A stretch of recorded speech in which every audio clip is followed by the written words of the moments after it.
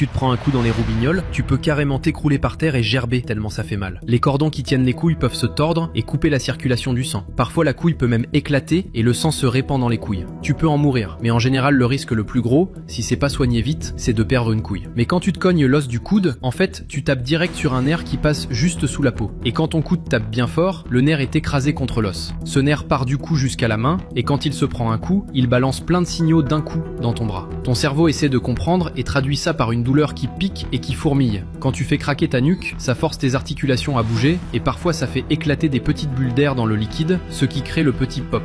Mais si tu la tords trop fort, tu risques de déchirer la paroi d'un vaisseau sanguin. Dans de rares cas, ça peut faire un caillot qui peut remonter jusqu'au cerveau. Et là, si ça bloque la circulation du sang, ça peut carrément provoquer un AVC. Quand ton poing tape, les poings américains concentrent toute la force sur une petite zone.